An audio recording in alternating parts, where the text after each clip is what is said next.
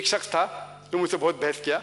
वो कहने लगा, जाकिर मैं मानता हूं क्या पेड़ पौधे में फल में जान है, उन्हें दर्द का भी एहसास होता है, लेकिन जानवर के पास 5 सेंसेस है, 5 एहसास करने के सेंसेस है। ये जो पेड़ पौधे है सिर्फ 3 है। तो क्योंकि पेड़ पौधे के सेंसेस जो एहसास करने के ना, एहसास मतलब टच, टेस्ट, फील, ये सब एहसास सेंसेस बोलते हैं अंग्रेजी में। तो क्योंकि पेड़ पौधे में 2 कम है, इसीलिए पेड़ पौधे को मारना कम गुनाह है। तो मैंने उस शख्स से कहा कि मान लो आपका कोई भाई है जो गूंगा और बहरा पैदा होता है, ना सुन सकता है ना बोल सकता है, 2 सेंसेस कम है, 2 एहसास करने की चीज कम है। अगर वो बड़ा होता है और कोई उसका कत्ल करता है तो आप जाके जज से कहेंगे कि जज मेरे भाई के कातिल को कम सजा दो क्योंकि उसके पास 2 सेंसेस कम थे। आप तो उल्टा कहेंगे कि कातिल को डबल सजा दो, उसने मासूम को मारा है, बेचारा बहरा था और गूंगा था। इस्लाम में बहरा गूंगा 2 सेंस ज्यादा 2 सेंस कम, कुरान में लिखा हुआ है सूरह बकरा में सूरा नंबर 2 आयत नंबर 168। उसमें अल्लाह ताला फरमाते, या लज़ीना आमनू, ओ ईमान वाले, आप वो चीज खाओ जो आपके लिए हलाल है। जो हलाल है वो जायज है, जो हराम है वो नाजायज है। तो जो चीज हलाल है हम खा सकते हैं। कोई अगर शुद्ध शाकाहारी है, मुझे कोई गिला शिकवा उससे नहीं है, कोई गिला शिकवा नहीं।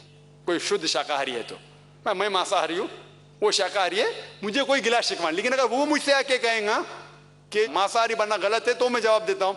और हिंदुस्तान में जो लोग हैं, कई लोग शाकाहारी है, उससे देखे जाओ तो मुझे फायदा है। अगर सब हिंदुस्तानी मांसाहारी बन जाएंगे तो ये मटन का भाव जो ज्यादा हो जाएगा। तो मुझे कोई गिला शिकवा नहीं अगर बाकी लोग शाकाहारी है तो। लेकिन कुरान इजाजत देता है कि आप जो जानवर के नाम दिए गए वो खा सकते हैं। और कुछ लोग ये कहते हैं कि आप लोग जानवर खाते हैं और जानवर की तरह बर्ताव करते हैं।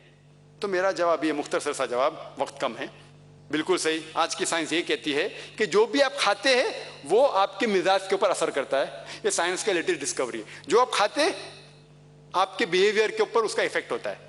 तो वो कहते हैं गैर मुस्लिम आप जानवर खाते और जानवर की तरह बर्ताव करते। तो मेरा जवाब ये है कि हमारे इस्लाम में वो जो खतरनाक जानवर हैं, शेर, चीता, शेर बब्बर, जो एकदम वायलेंट है, खतरनाक है, वो खाने की ममानियत है, अलाउड नहीं है, प्रोहिबिटेड है। हमको सिर्फ इजाजत है भेड़, बकरी, गाय, जो अमन के जानवर है, क्योंकि हम अमन से रहना चाहते हैं।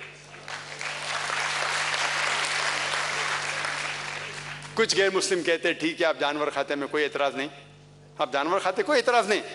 लेकिन आप जब ज़बा करते हैं तो इतने तकलीफ से जानवर को क्यों मारते हैं, तड़पा तड़पा के क्यों मारते हैं? एक झटका दो जानवर मर गया। और इसी तरीके से हमारे एक सिख दोस्त और एक मुसलमान भाई से बहस चल रही थी। वो सिख बोलते आपको मारने का तो झटका से मारो, फिनिश, एक झटके में जानवर मर गया, आप तड़पा तड़पा के क्यों मारते? तो अपना मुसलमान भाई जो उसके जहन से उसने जवाब दिया, उसने कहा कि आप लोग बुज़दिल है, आप लोग पीछे से वार करते हैं, हम मर्द के बच्चे आगे से वार करते हैं। यह जवाब सही नहीं है। ये एक चुटकुला था, चुटकुला, जोक, चुटकुला कहते ना, तो ये सही जवाब नहीं। सही जवाब इस्लाम में हम ज़बा करते हैं, उसकी वजह यह है, कई शराइत हैं कि छुरी तेज होना चाहिए, जल्दी से करना चाहिए, एक जानवर को दूसरे जानवर के सामने ज़बा नहीं करना चाहिए, कई चीज़ें हैं। सबसे अहम है कि जब आप ज़बा करते हैं तो आप थ्रोट को और विंड पाइप को काटते हैं और वेसल्स ऑफ द नेक, जो गर्दन के जितने हैं वेसल्स, उसको काटते हैं। लेकिन स्पाइनल कॉर्ड को, जो रीढ़ की हड्डी है, उसको आप हाथ नहीं लगाना चाहिए, क्योंकि जब हम ज़बा करते हैं विंड पाइप और ये गले को काटते हैं along with the vessels of the neck, heart pump कर रहा है ब्लड, दिल अभी तक चलता है और खून बह जाता है। अगर हम रीढ़ की हड्डी स्पाइनल कॉर्ड को डैमेज करेंगे तो जो नर्व जो दिल को जा रही है वो डैमेज हो सकती है, they can be cardiac arrest, दिल बंद हो सकता है। जब दिल बंद हो जाएगा तो सारा खून जिस्म में रहेगा।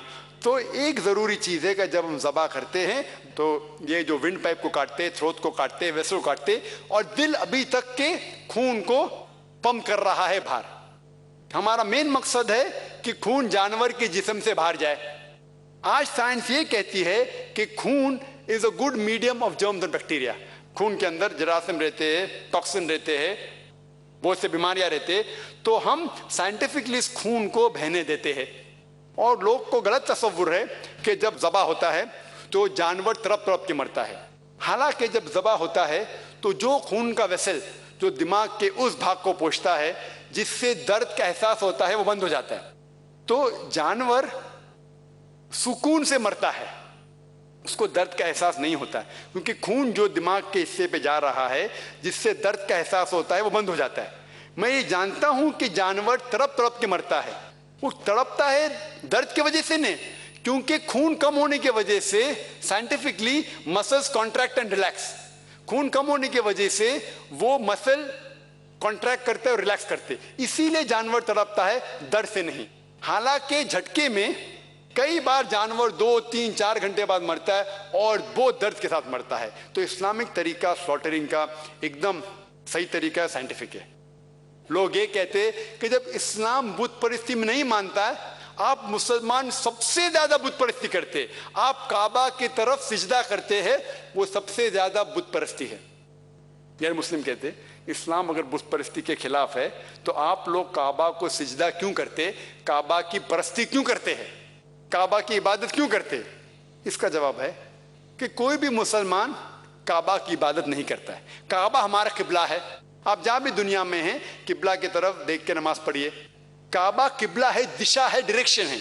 मिसाल के तौर पे हमें अगर आज नमाज पढ़ने का यहाँ, तो कोई लोग कहेंगे कि दक्षिण की तरफ देख के पढ़ेंगे, कुछ लोग कहेंगे पश्चिम, कुछ कहेंगे ईस्ट, कुछ कहेंगे वेस्ट, कुछ कहेंगे नॉर्थ, कुछ कहेंगे साउथ। तो इजमा होने के लिए हमें एक तरफ देखना चाहिए और अल्लाह फरमाते हैं कि हमें देखना चाहिए काबा की तरफ।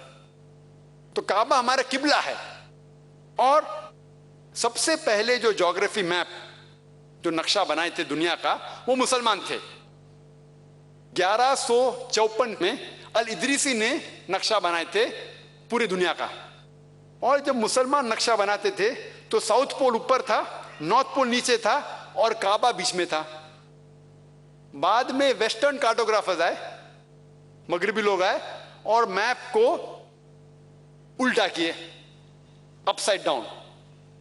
ये जो मैप है उसको उल्टा किए, नॉर्थ पोल ऊपर, साउथ पोल नीचे। बट अल्हम्दुलिल्लाह काबा अब भी सेंटर में है। तो जहां भी आप दुनिया में, अगर आप नॉर्थ में हैं तो आप साउथ में फेस करेंगे, अगर साउथ में है तो नॉर्थ में फेस करेंगे, अगर ईस्ट में तो वेस्ट में फेस करेंगे, वेस्ट में है तो ईस्ट में फेस करेंगे। और हम जब जाते हैं मक्का में उम्रा के लिए या हज के लिए, हम तवाफ करते हैं, काबा के इर्द गिर्द हम तवाफ करते हैं। लोग पूछें क्यों तवाफ करते हैं? अल्लाह का हुक्म है, हमें नबी का हुक्म है, इसलिए हम करते।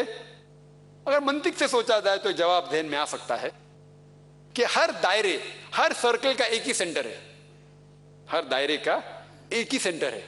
हम जब सरकम एम्बुलेट करते हैं, काबा के गोल जाते हैं, ये तस्लीम कर रहे हैं कि अल्लाह एक है।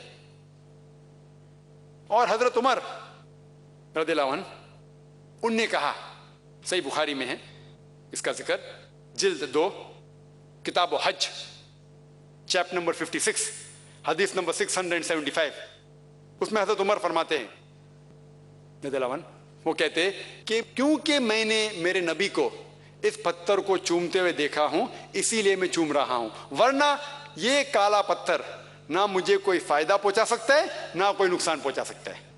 ये अल्फाज सेकंड खलीफा के, दूसरे खलीफा के, कि ये पत्थर ना मुझे कोई फायदा पहुंचा सकता है ना नुकसान पहुंचा सकता है, काफी है हमें ये कहने के लिए कि ये पत्थर को हम नहीं पूछते। और एक चीज मैं कहता हूं कि मोहम्मद सल्लल्लाहु अलैहि वसल्लम के वक्त, उनके दौर में कई बार सहाबा ने काबा के ऊपर चढ़ के आजान दी। मैं ये पूछना चाहता हूं कि कोई भी शख्स जो बुत को पूछता है वो बुत के ऊपर कभी नहीं चढ़ेगा। सहाबा काबा पे चढ़ के आजान देते थे, ये सबूत है कि हम उस पत्थर को, संग अस्वद को नहीं पूछते। वाखिर दावाना अल्हम्दुलिल्लाह रब्बिल आलमीन।